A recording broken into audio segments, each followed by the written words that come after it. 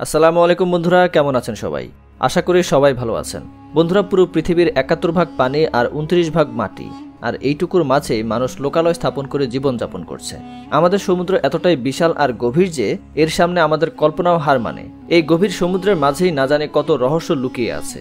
এইসব রহস্যের মধ্যে অন্যতম একটি রহস্য হচ্ছে টাইটানিক। এই জাহাজটি ডুবার ৭৩ বছরের ভিতরে কেউ জানতেই পারেনি যে এই জাহাজটি কিভাবে আর কোথায় ডুবেছিল, আর এখনই বা কোথায় আছে। ১৫ এপ্রিল ১৯১২ সালে এই বিশাল জাহাজটি ডুবেছিল।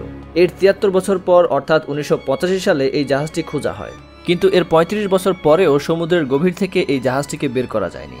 আমাদের আজকের এই ভিডিওতে টাইটানিক জাহাজ কেন আর কিভাবে ডুবেছিল সেটা নিয়ে নয়, বরং এই জাহাজটি এখন সমুদ্রের মাঝে কেমন অবস্থায় আছে আর এটাকে কেন এখনও বের করা যায়নি সেই ব্যাপারেই জানাবো। তো চলুন শুরু করা যাক। টাইটানিক জাহাজ কেন আর কিভাবে ডুবেছিল সেটা সম্পর্কে আমরা সবাই জানি, আর এই জানার পিছনের মূল কারণ হচ্ছে টাইটানিক নামের এই আইকনিক মুভিটা, যেটা ১৯৫৩ সালে রিলিজ হয়েছিল। এই জাহাজটি ডুবার পর প্রায় ৭৩ বছর পর্যন্ত অনেক বিজ্ঞানী অনেক খোঁজাখুঁজি করেন, কিন্তু কেউ কিছু জানতে পারেনি। অবশেষে ১৯৮৫ সালে একজন আর্কিওলজিস্ট আর একজন আমেরিকান নেভি অফিসার, যাদের নাম ছিল রবার্ট আর বিল, এই দুজন মিলে টাইটানিক খোঁজার মিশনে বের হন। আর তারা অবশেষে জানতে পারেন যে টাইটানিক জাহাজ এখন কোথায় এবং কেমন অবস্থায় আছে।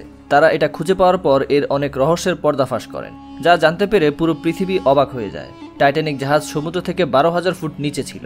অফিসিয়াল রিপোর্ট অনুযায়ী টাইটানিক ডোবার সময় পরিপূর্ণ অক্ষত ছিল, কিন্তু যখন এটা আস্তে আস্তে পানিতে তলিয়ে যাচ্ছিল তখন এটার মধ্য থেকে ২ ভাগ হয়ে যায়। কিন্তু এটা কেন হলো? টাইটানিক দ্য নিউ এভিডেন্সের রিপোর্টে বলা হয়েছিল যে টাইটানিক কোনো আইস বরফের সাথে ধাক্কা লাগেনি। টাইটানিকে আগুন লাগার কারণেই সেটি ডুবেছিল। ডুবুরিরা যখন জাহাজটি পায় তখন তারা দেখতে পায় যে এই জাহাজটিতে এখনও অনেক জিনিস আগের মতোই অক্ষত রয়েছে। অনেক চেষ্টার পরেও এই জাহাজটি তখন বের করা যায়নি। এরপর এটাকে বের করার চেষ্টা সবাই বাদ দিয়ে দেয়। হয়তো তারা এতদিনে জেনেই গিয়েছিল যে এটা আর কোনোদিন বের করা যাবে না। এমনকি বর্তমান সময়ের আধুনিক যন্ত্রপাতি দ্বারাও সম্ভব নয়। এটা এখনও সমুদ্রের নিচেই রয়েছে। একটি সাধারণ জাহাজ সমুদ্রের নিচে থেকে যেভাবে বের করা যায়, টাইটানিকে সেইভাবে বের করা অসম্ভব, কারণ এটা ২ ভাগে বিভক্ত হয়ে ডুবেছিল। কিন্তু হাইটেক সাবমেরিন আর পাওয়ারফুল ম্যাগনেটিক সিস্টেমের মাধ্যমে একটু চেষ্টা করে দেখা যায়, কিন্তু এতে অনেক সমস্যার সম্মুখীন হতে হবে। যার প্রথমেই আছে টাইটানিকের ওজন। টাইটানিক জাহাজের ওজন প্রায় ১,৪৩,০০০ টনেরও বেশি, যা কিনা অনেক বেশি। এরপর আসে পানির স্রোত, যা এর ওজনকে আরও কয়েক গুণ বাড়িয়ে দেয়। টাইটানিক জাহাজ যেই জায়গায় ডুবেছিল সেখানে পানির গভীরতা অনেক বেশি ছিল। এখান থেকে মাত্র ১ স্কয়ার কিলোমিটার দূরের যে কোনো জিনিসকে কিনারায় আনতে প্রায় ৩৯২ নিউটন চৌম্বক শক্তির প্রয়োজন। আর বিজ্ঞানীরা এখনও পর্যন্ত এমন চৌম্বক শক্তি তৈরি করতে পারেনি যার দ্বারা টাইটানিককে বাইরে আনা যাবে। প্রথম দিকে বিজ্ঞানীরা টাইটানিককে বের করার কোনো পরিকল্পনাই ছিল না, তাই তারা টাইটানিককে বের করার জন্য অনেক মজার মজার পদ্ধতি ব্যবহার করে, যার মধ্যে প্রথম তালিকায় ছিল পিংপং বলের মাধ্যমে টাইটানিককে রিকভার করা।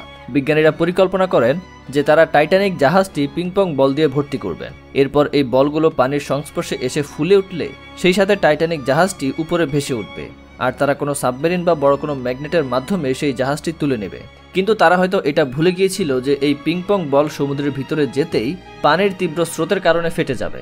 তখন তারা বড় বড় বেলুনের মাধ্যমে তাদের পরিকল্পনা বাস্তবায়ন করার চিন্তা করেন। যদি হাজার হাজার বেলুনে হিলিয়াম গ্যাস ভরে এগুলোকে জাহাজের সাথে বেঁধে দেওয়া যায়, তাহলে এই বেলুনগুলো বাতাসের সাথে উপরে আসার সাথে সাথে টাইটানিক জাহাজও উপরে উঠে আসবে। কিন্তু তারা তখন এটা ভেবে দেখেনি যে সমুদ্রের মাঝে বেলুনের ভিতর কিভাবে এই গ্যাস ভরবে আর কিভাবেই এই বেলুনগুলো উপরে আসবে। এরপর তারা দেখলো বরফের ঘনত্ব পানির তুলনায় কম, তাই তারা ভেবেছিল যে টাইটানিক যে জায়গায় আছে যদি কোনোভাবে সেখানটা বরফে জমিয়ে দেওয়া যায় তাহলে জাহাজ পানির উপরে চলে আসবে। আর এই কৌশলটির কথা বলেছিলেন আমেরিকার একজন ইঞ্জিনিয়ার জন পিয়ানেন। আর উনি এটাও বলেছিলেন যে এতে অধিক মাত্রায় লিকুইড নাইট্রোজেনের প্রয়োজন পড়বে, আর এই আইডিয়াটি অসাধারণ ছিল। কিন্তু ব্রিটিশ বিওসি এর মত অনুসারে এতে ৫০০,০০০ টন লিকুইড নাইট্রোজেনের প্রয়োজন পড়বে। তখন সবার মাথায় এই প্রশ্ন আসে যে এত পরিমাণ নাইট্রোজেনকে কিভাবে এত গভীরে পৌঁছানো যায়? এটা তো অসম্ভব। তাই এই আইডিয়াটিও কোনো কাজে লাগেনি। এরপর একটি শিপ বিল্ডিং কোম্পানি টাইটানিককে বের করার জন্য একটি বুদ্ধি দেয়। তাদের মতে সবার প্রথমে টাইটানিকের উপর জমে থাকা শ্যাওলা আর আবর্জনা পরিষ্কার করতে হবে, আর এর জন্য খুব পাওয়ারফুল ভ্যাকুয়াম ক্লিনারের প্রয়োজন হবে। এরপর একটি বড় লোহার শিকলের সাথে টাইটানিককে বাঁধতে হবে। এরপর বাকি কাজ এই মেশিন নিজেই করবে। এছাড়াও এমন একটি সাবমেরিনের ব্যবস্থা করতে হবে যার ট্যাঙ্ক গ্যাস দিয়ে ভরা থাকবে। শুধু এটুকুই নয়, এই পরিকল্পনাটি বাস্তবায়ন করার জন্য অনেক বৈদ্যুতিক শক্তির প্রয়োজন হবে। বিজ্ঞানীদের মতে এটার জন্য প্রায় ২০ মিলিয়ন কিলোওয়াট বিদ্যুতের প্রয়োজন পড়বে, আর এই বিদ্যুৎ উৎপাদনের জন্য একটি পাওয়ার প্ল্যান্টের প্রয়োজন। কিন্তু সমস্যা এই ছিল যে সমুদ্রের এই গভীরে পাওয়ার প্ল্যান্ট কিভাবে বানাবে, তাই তারা ফ্লোটিং পাওয়ার প্ল্যান্ট বানানোর কথাও ভাবেন। কিন্তু সমুদ্রের পানির স্রোতের কারণে এই প্ল্যান্টের তার ফেটে যাবে, আর যদি কোনোভাবে এটা বাস্তবায়ন করা যায় তাহলে এর জন্য অনেক মূল্য দিতে হবে। তাই বিজ্ঞানীরা এই প্রজেক্টটিও বন্ধ করে দেয়। এরপরেও অনেক বড় বড় কোম্পানি এই প্রজেক্টটিকে নিয়ে কাজ করতে চেয়েছিলেন, কিন্তু এতে এত বেশি খরচ যে এটা নিয়ে না ভাবাই উত্তম। কারণ টাইটানিককে বের করতে যত টাকা খরচ হবে সেই টাকা রিকভার করা অসম্ভব। যদি কোনো কোম্পানি এই প্রজেক্টটি নিয়ে কাজ করে এবং টাইটানিককে বের করে কোনো মিউজিয়ামেও রেখে দেয়, তাহলেও এর উপর যত টাকা খরচ করা হয়েছে তা রিকভার করতে 100 বছর লেগে যাবে।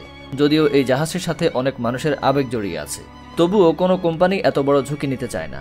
বিজ্ঞানীদের মতে ব্যাকটেরিয়া টাইটানিকের বিভিন্ন অংশকে দুর্বল করে দিয়েছে, আর ভবিষ্যতে এই ব্যাকটেরিয়াগুলোই টাইটানিককে পুরোপুরি ধ্বংস করে দেবে। এছাড়াও টাইটানিক এখন অনেক সামুদ্রিক মাছের আশ্রয়স্থল হয়ে গেছে। 2001 সালে টাইটানিককে আন্ডার ওয়াটার কালচারাল হেরিটেজ নামে আখ্যায়িত করা হয়। শোনা যায় যে টাইটানিক জাহাজটিকে বের করতে যত টাকা প্রয়োজন হবে তত টাকা দিয়ে এর থেকে অনেক ভালো জাহাজ কেনা যাবে। সুতরাং কোনো কোম্পানি এমন বোকামি করবে না। এমনিতে এই জাহাজটিকে কখনোই বের করা যাবে না, আর যদিও ভবিষ্যতে বের করা যায় তাহলে এর জন্য অনেক মূল্য দিতে হবে। তো বন্ধুরা, আজকের ভিডিওটি এই পর্যন্তই।